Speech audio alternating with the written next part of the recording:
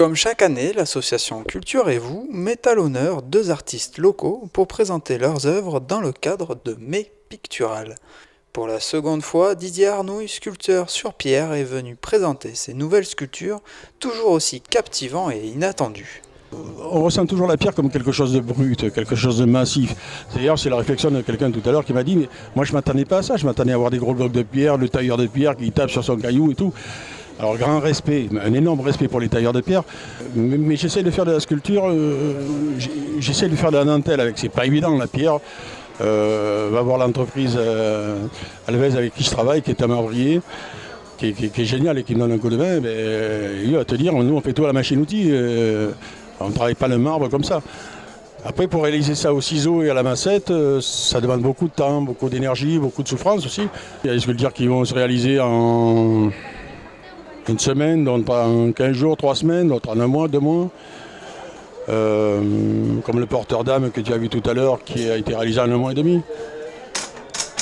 Voilà, mais ça prend du temps. Ouais. Toujours dans l'amour de la vie, dans l'amour des formes, dans la douceur des formes, ouais. C'est ce que j'aime.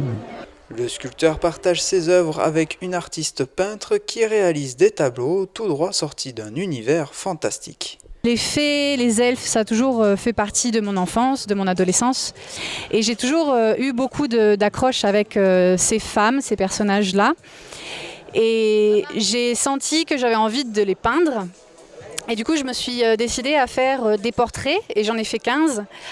Elles fonctionnent toutes par trio. Ce sont des trios qui ont aussi une histoire. Donc en fait, chaque trio a une histoire. Elles représentent tout un adjectif qui va les qualifier, qui va les nommer.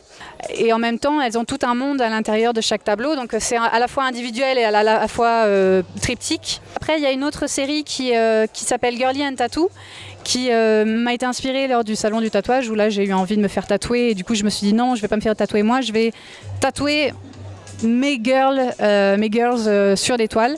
Donc du coup ce sont des filles tatouées que j'ai peint. Un univers qu'elle va jusqu'à interpréter en musique avec son groupe Manae au lancement de cette nouvelle exposition intitulée Lunaire. Avec des œuvres comme celle de Didier qui sont très lunaires, j'avais envie d'apporter mon autre touche lunaire qui est mon projet musical qui s'appelle Manae et qui est un collectif de femmes où en fait on chante la féminité, on parle de féminité, des féminités. Et du coup on s'est dit que c'était absolument approprié de proposer 3 morceaux pour ouvrir ce vernissage.